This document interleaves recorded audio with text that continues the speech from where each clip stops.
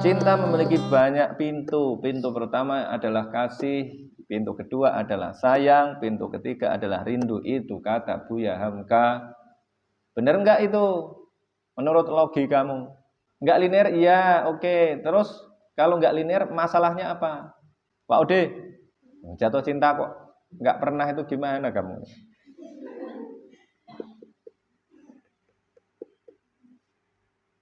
Kamu siapa, Jannah? Ya, Jannah. Yang satu siapa? Yang mirip satu lagi? Bila. Mana yang satu? Mirip ya? Enggak mirip ya? Yang satu cacat itu. Cacat pipinya itu. Kamu hah? Loh, kamu pikir dekek pipinya itu enggak cacat, itu cacat.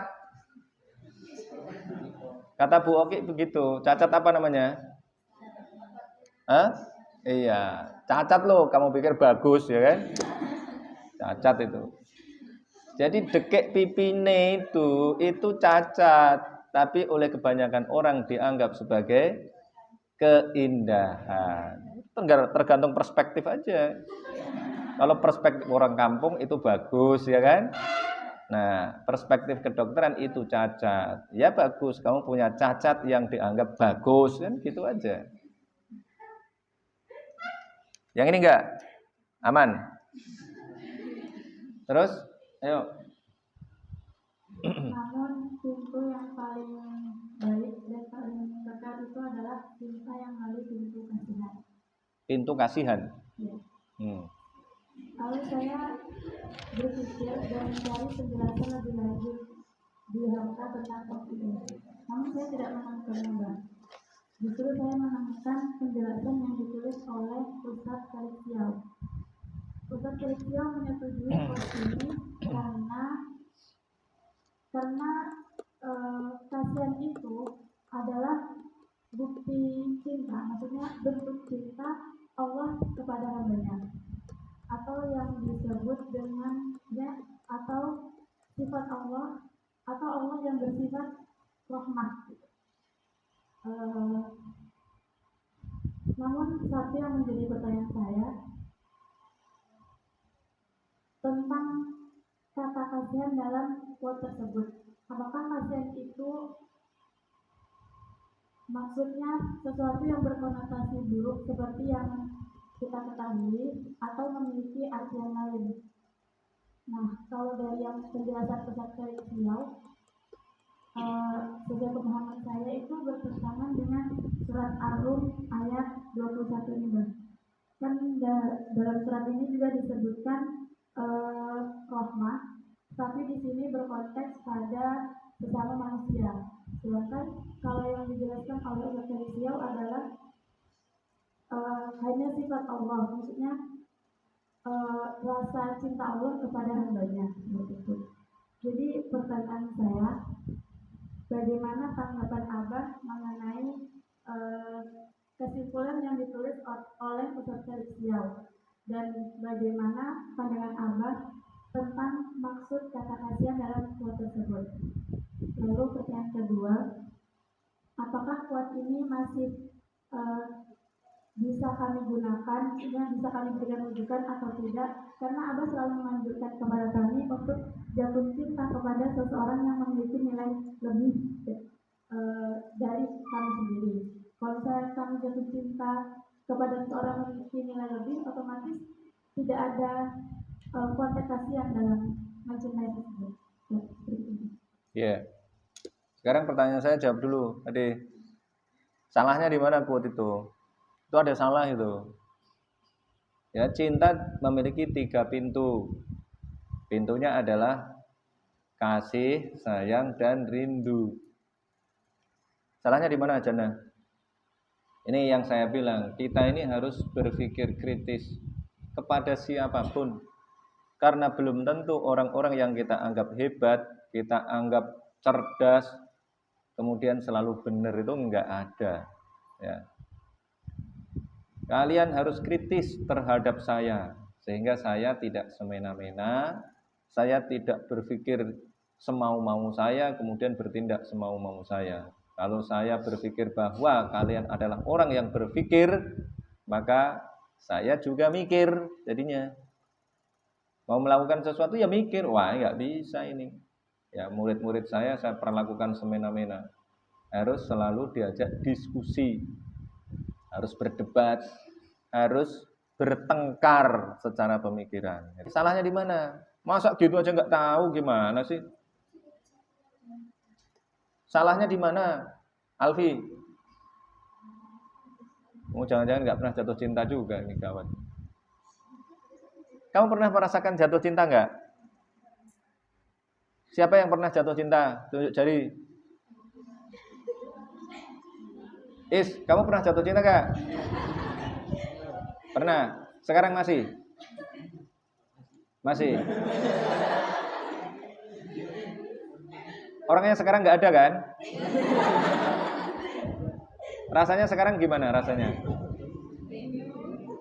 Kamu sekarang FBA berapa kali sehari?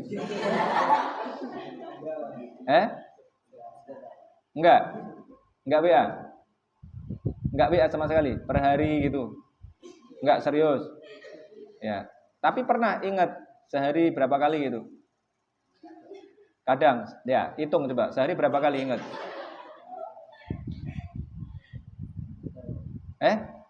Ya ingat-ingat aja coba kemarin ingat berapa kali? 3 kali. Kayak makan aja ya kan? Setiap mau makan ingat, mau makan ingat. Itu namanya apa? Kamu ingat dia itu namanya apa? Rindu. Rindu atau sayang atau kasih? Rindu. Iya kan? Sebelum kamu jatuh cinta sama dia itu kamu pernah nggak ingat dia itu sehari 3 kali gitu? Enggak. Berarti salahnya di mana?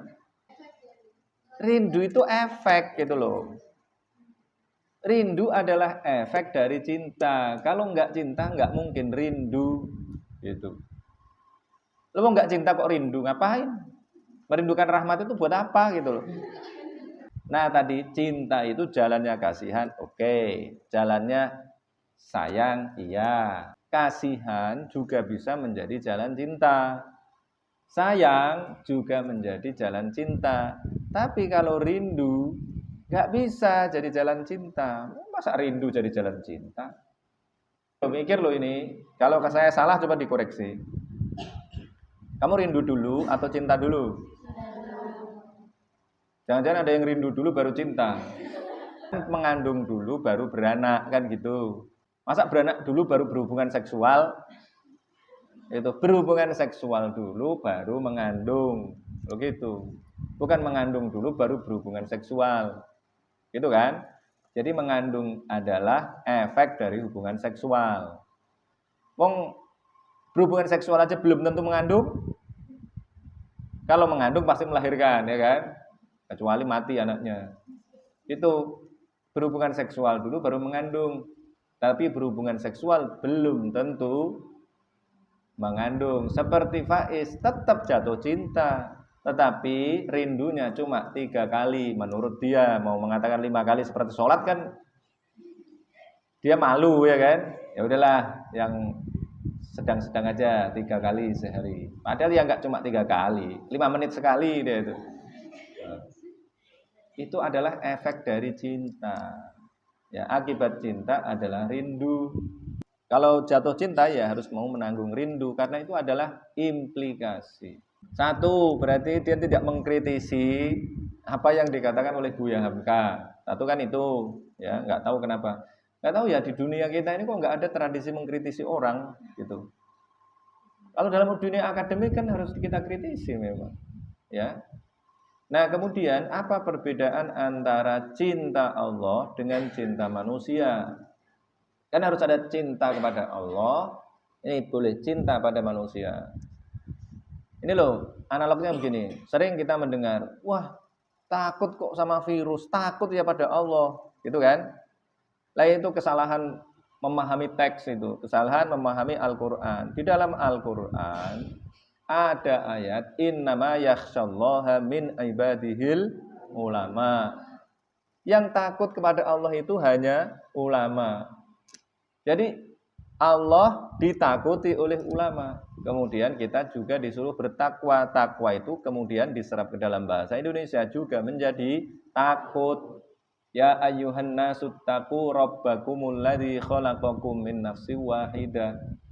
Tapi ingat-ingat di dalam Al-Qur'an surat An-Nisa juga ada ayat wal yakhshal ladzina law taraku min khalfihim dzurriyyatan di'afan khafu alaihim. Oh gitu. Ya takut juga kan? Dua kali itu disebut dengan wal yakhshal ladzina law taraku min khalfihim dzurriyyatan di'afan khafu alaihim. Menggunakan kata wal yakhsha berarti berasal dari kata khosya, khafu berasal dari kata khofa. Dua-duanya berarti takut. Ya gitu. Berarti takut pada sesuatu yang selain Allah boleh enggak? Ya boleh wong wal yakhshal ladzina law taraku min khalfihim dzurriyyatan di'afan khafu alaihim. Tetapi kan konteksnya berbeda. Paham? Bukan kemudian takut kok pada virus, bukan pada Allah. Loh, takut pada virus itu sama dengan kamu takut pada anjing gitu loh. Ada anjing mau ngejar kamu karena kamu cakep, dikejar sama anjing loh. Gimana? Cakep kok dikejar anjing? Karena kamu cakep, maka kamu dikejar anjing, maka kamu lari atau menyerahkan diri. Oh, saya enggak takut. Oh, gayamu gitu loh. Ya takut pada anjing boleh apa enggak? Ya biasa saja, ya boleh-boleh saja wong takut pada anjing. Wong sama Eden aja kamu takut gitu. Apalagi pada anjing. Itu istilah yang digunakan oleh Al-Qur'an. Yang satu ayatnya mengatakan innama yakhsyallaha min ibadihil ulama. Yang satu mengatakan wal yakhshal ladzina law taraku min khalfihim dzurriyyatan di'afan. Kemudian kata Rahim di dalam Al-Qur'an coba perhatikan. Kata Ar-Rahim, Ar-Rahman pernah saya sampaikan itu digunakan untuk Allah dan digunakan untuk manusia. Yang digunakan untuk Allah banyak sekali di dalam Al-Qur'an. Ya ada Bismillahirrahmanirrahim di dalam surat An-Naml, ya. Ada Ar-Rahman dan Ar-Rahim yang digunakan untuk Allah. Itu contohnya. Innallaha bin-nasi laraufur rahim. Ya. Tapi juga ada kata Ar-Rahim yang digunakan untuk manusia. Contohnya mana? Allah Maha menyayangi, Maha mengasihi manusia. Itu jelas tuh. Sudah banyak di dalam Al-Qur'an. Innallaha ghafurur rahim. Wa kana bil mu'minina rahima. Wa ibadur rahmanil ladzina yamshuna 'alal ardi hauna wa idza khatabahumul jahiluna qalu salama. Surat Al-Furqan halaman 2 dari akhir, ya. Wa ibadur rahmanil ladzina yamshuna 'alal ardi hauna. Itu kan untuk Allah, ya. Itu Ar-Rahmannya untuk Allah. Walaupun sudah saya jelaskan bahwa Ar-Rahman di dalam Al-Quran yang digunakan di dalam surat ini An-Naml, yang digunakan dalam Bismillahirrahmanirrahim itu bukan berasal dari kata Rohima, tetapi berasal dari kata Rahmono, ya, karena dia adalah kata yang berasal dari bahasa Ibrani atau Suryani yang kemudian diserap ke dalam bahasa Arab. Jadi Ar-Rahman berasal dari bahasa Suryani yang kemudian diserap ke dalam bahasa Arab. Dari Rahmono menjadi Ar-Rahman, seperti kata kapur jadi kafur, gitu bacaannya. Kalau dalam bahasa Indonesia kan nggak ada panjang pendek, kapur gitu aja kan, ya. Kalau di dalam bahasa Arab menjadi mizajuha zanjabila. Ngomong-ngomong kapur kok jadi zanjabila itu gimana? Mizajuha kafuro. Kamu buka dulu biar tahu tuh bedanya. Ayatnya gimana ayatnya? Innal abrara yashrabuna min ka'sin kana mizajuha kafuro. Kalau dalam bahasa Indonesia kan nggak ada itu panjang kafuro, kecuali orang Brebes dan Tegal, yang satu mengatakan endok, yang satu mengatakan endok. Nah, di dalam bahasa Indonesia nggak ada panjang pendek, itu kapur. Nah, dalam bahasa Arab kemudian jadi kafur. Jadi begitu, kapur itu.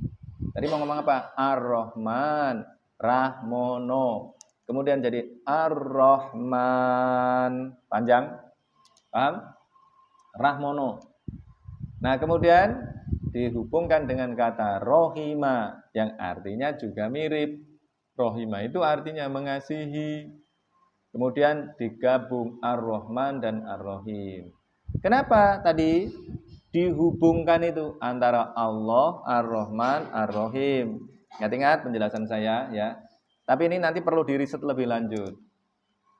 Kalau saya hubungkan itu ya, kalau kita membaca sejarah, berarti sejarahnya lebih dulu Yahudi atau Islam? Lebih dulu Yahudi, kemudian baru ada Nasrani, kemudian baru ada Islam. Orang Yahudi sudah punya El. El itu disebut dengan Rahmono. Ya, sementara orang-orang Arab menyebut El itu dengan Allah. Loh, ini beda apa enggak ini El sama Allah? Sama dengan kalau kalian menyebut di Indonesia itu Tuhan. Lah, Tuhanmu itu Allah apa bukan? Kan gitu toh? Ya. Nah, kemudian dijelaskan, ya Tuhanku itu ya Allah itu. Maka kemudian ada yang menyebut Tuhan Allah, begitu. Sudah ada Tuhannya, tapi dilanjutkan dengan Allah. Karena Tuhanmu itu ya Allah itu. Nah, Bismillahirrahmanirrahim itu kalau kita rasakan dengan baik, dengan tadi menggunakan pendekatan sejarah, ingin mengatakan bahwa Allah yang dimaksudkan di Bismillahirrahmanirrahim itu Allah yang juga dipercaya oleh orang Yahudi. Itu yang dipercaya oleh orang Nasrani. Kemudian dikasih sifat Allah yang dipercaya oleh orang Islam ini. Sebenarnya bukan orang Islam saja, orang Quraisy ya, orang Arab jahiliyah juga percaya pada Allah kan. Wala in sa'altahu man khalaqas samawati wal arda la yaqulunallah. Itu yang Maha Pengasih. Makanya orang Arab enggak kenal Suhail bin Amr ketika ditulis Bismillahirrahmanirrahim, malah dia enggak kenal. Apa ini Ar-Rahman dan Ar-Rahim? Lo gitu kan? Paham? Malah enggak kenal dia. Kemudian diminta hapus, dihapus kemudian oleh Ali bin Abi Thalib. Karena dia enggak kenal Ar-Rahman dan Ar-Rahim. Yang kenal adalah orang Suryani, orang Ibrani. Nah, orang Arab sendiri tahunya adalah ya Allah itu. Maka kemudian ditulis Bismikallahumma. Oke, kembali lagi ke sini tadi. Itu Ar-Rahman. Ar-Rahman di situ artinya damai. Coba kalian ketik itu. Rahmono itu artinya apa? Rahmono itu. Rahmono artinya adalah damai. Ya. Nah, kemudian Ar-Rahim kamu artikan kasih sayang. Diartikan dengan kasih sayang. Kenapa kok kasih sayang? Karena yang punya kasih sayang juga adalah ibu. Kenapa ibu kok punya kasih sayang? Karena dia punya rahim. Karena punya rahim, maka dia menjadi involved dengan anak yang dilahirkan dari rahimnya itu. Maka seorang bapak dengan seorang ibu itu rasa sayangnya beda banget. Kasihnya beda apa enggak? Beda, karena dia pernah bersama dengan anaknya selama 9 bulan. Sedangkan bapaknya malah sudah melepaskan anaknya 9 bulan sebelumnya. Kalau gitu. Yang tadinya dari dia kemudian dilepaskan menuju ibunya. Mana ayatnya? Wah, tadi barusan saya baca tadi. Coba. Mana ayatnya? Min nutfatin idza tumna. Coba kalian cari artinya itu. Min nutfatin idza tumna. Maka kemudian disebut dengan maniyun. Kenapa mani itu disebut dengan mani? Yumna itu artinya apa? Muncrat. Diluncurkan dengan roket ya kan. Kalau ini maniyun itu artinya yang dimuncratkan, yang disemprotkan, itu. Jadi mani itu dari penis laki-laki itu kayak dipompa itu, sret gitu. Ya, kayak roket ya. Nah, disemprotkan sehingga sampai ke rahim perempuan. Nah, maka disebut dengan min nutfatin idza tumna. Dari nutfah yang disemprotkan. Kalau nggak disemprotkan ya nggak bisa itu sampai ke rahim perempuan. Nah, maka tadi itu ya, kalau laki-laki menyemprotkan spermanya, maka sperma di dalam bahasa Arab kadang disebut dengan nutfah. Nah, nutfah ini kemudian disemprotkan. Nah, yang disemprotkan itu ya, disemprotkan itu bahasa Arabnya adalah yumna. Ya, berasal dari kata maniyun. Jadi maniyun itu adalah masdar bimaknal maf'ul. Itu mani itu apa itu? Nutfah yang disemprotkan. Seperti di dalam surat An-Najm ayat 46. Kamu kok pinter ya. An-Najm ayat 46. Jadi kalian bisa ada itu karena ada nutfah yang disemprotkan oleh bapak kalian ke rahim ibu kalian.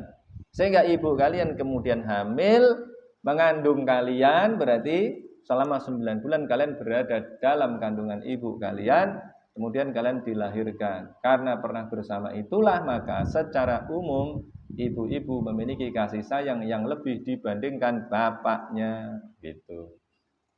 Nah, maka sifat rohim tadi bisa nggak terjadi antara manusia dengan manusia?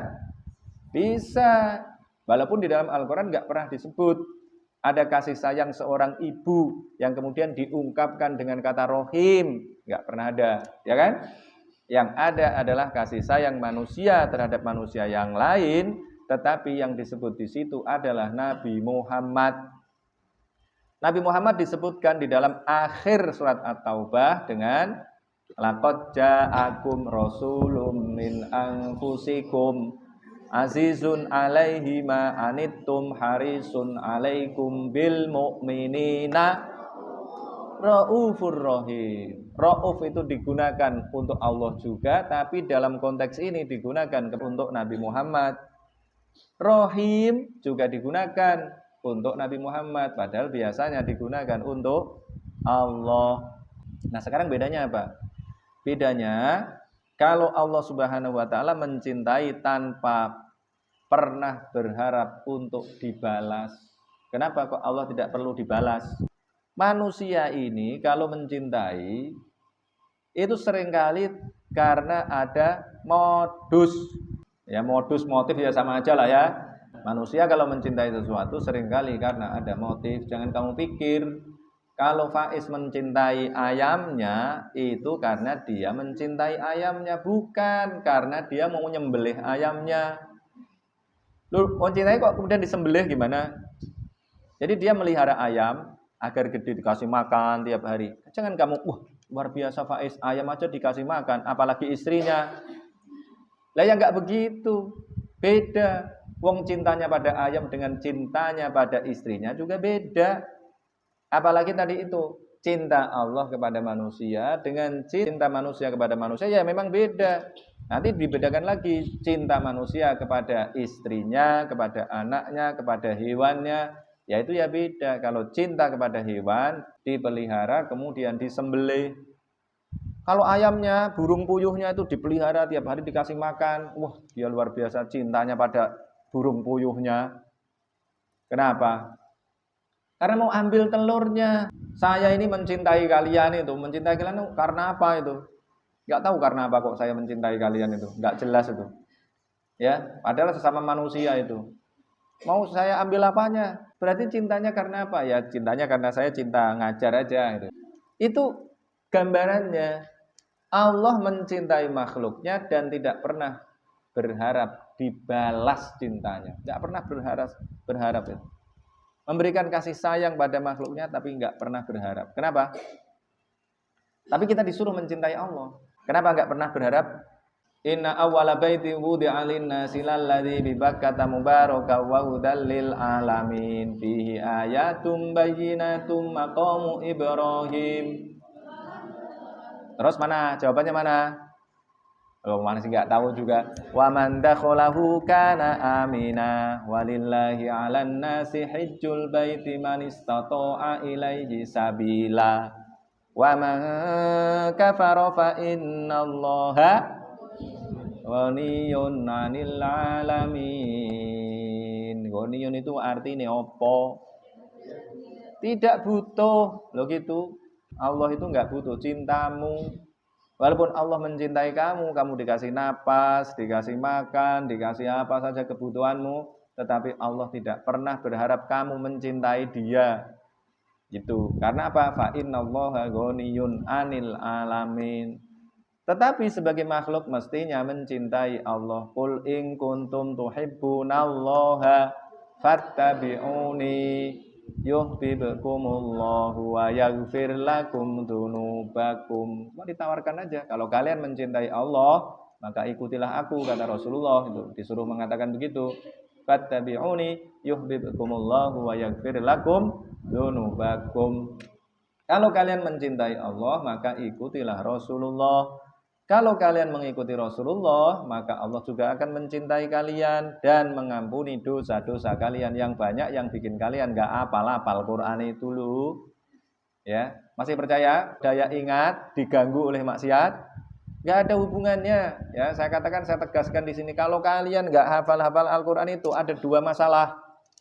Masalahnya satu, masalah gizi. Waktu kalian kecil, waktu kalian mengalami fase tumbang, tetapi otak kalian tidak dioptimalkan gizi. Nah gitu, kamilah kamu teliti tuh anak-anak di pesantren tahfidz Al-Quran.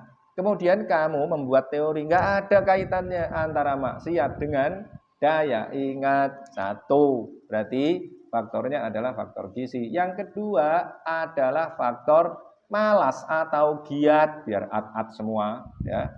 Yang satu faktor gizi, yang satu faktor giat atau malas. Kalau kalian malas ya nggak hafal-hafal. Kalau kalian giat maka insya Allah akan hafal. Tetapi tadi itu faktor gizinya harus terpenuhi. Walaupun giat, nah itu sudah dibilang oleh Ustadz Nasuka ya. Walaupun dia giat, tetapi tadi itu karena saat kecilnya nggak disusui ibunya, maka ya susah jadinya menghafalkan Al-Quran. Ini faktor gizi. Maka harus dua-duanya, faktor gizi harus terpenuhi, dan kemudian yang kedua faktor kemauan harus juga kuat. Maka kemudian bisa disimpulkan bahwa untuk menghafalkan Al-Quran harus ada kemampuan ditunjang dengan kemauan. Jadi kemampuan dan kemauan itu adalah dua sisi dari sekeping mata uang, yang kalau salah satunya tidak ada maka sama dengan ketiadaan keduanya. Punya kemampuan tapi nggak punya kemauan, ya nggak bisa hafal Al-Quran. Punya kemauan tapi nggak punya kemampuan, ya nggak bisa juga. Contohnya banyak gitu. Yang punya kemampuan tapi nggak punya kemauan, contohnya adalah senior-senior kalian yang lulusan dari mana, Australia, dosen-dosen itu yang datang ke sini yang meminta pada saya bagaimana caranya agar bisa menghafalkan Al-Quran. Sudah saya kasih tipsnya, kemudian sudah dibuktikan sehari, 2 hari, 3 hari mereka bisa menjalankan. 1 hari bisa menghafalkan 2 halaman, 2 hari bisa menghasilkan 4 halaman, 3 hari bisa menghasilkan 6 halaman, hari keempat kemudian gentengnya bocor, begitu. Akhirnya mereka ngurusi genteng, Qurannya dilupakan. Berarti nggak punya kemauan, padahal kemampuannya ada, begitu. Paham ya? Nah kembali lagi tadi itu, kekasih dan sayang. Sudah mulai ditangkap? Bisa? Satu, koreksinya adalah yang dikatakan oleh Buya Hamka tadi bahwa ada banyak jalan cinta. Di antara jalan cinta adalah kasih, sayang, dan rindu. Pernyataan itu adalah pernyataan yang tidak tepat karena rindu bukan jalan cinta. Rindu adalah implikasi cinta. Kalau ada cinta baru ada rindu. Nah, walaupun nanti cintanya dibagi-bagi, kamu cinta pada siapa? Kalau ada sayang ada rindu, kalau ada kasih ada rindu. Tapi nggak bisa, karena ada rindu maka cinta. Lah gimana? Kan kebalik. Nah itu, maka harus dikritisi. Satu ya, itu memulai kritik. Walaupun Buya Hamka adalah orang hebat, ya kita kritik. Tafsir Jalalain sering kita kritik. Tuh, biasa saja. Jadi biasa kemudian terjadi dialog kayak di HMI gitu. Di HMI itu kan kalian ketemu dengan siapa saja kemudian berani berdebat, ya. Begitu caranya. Sama saya juga harus berani berdebat. Jangan sampai tidak berani berdebat. Kalau saya ini membuat lingkungan yang di dalamnya orang-orangnya tidak berani berdebat, wah ya sudah, saya akan berat sendiri nanti. Kenapa? Yang mikir nanti hanya akan saya. Kalian nggak mau ikut mikir, wah udah serahkan aja sama Abah Nasi semuanya, biar dipikir sendiri. Ya berat. Kenapa? Karena orang ini harus melihat segala sesuatu dari segala sudut yang jumlahnya ada 360 sudut pandang. Nah sementara saya mungkin hanya bisa melihat 180 sudut pandang. Nah yang 180 sudut pandang lagi, ya harus butuh banyak orang. Gitu caranya. Ya, makanya saya sering tanyakan ini kalau ini gimana caranya? Begitu. Ya. Oke? Paham ya? Berarti tadi itu harus ada yang namanya perspektif yang lahir dari Al-Qur'an. Tuh, kalian baru bisa paham tuh.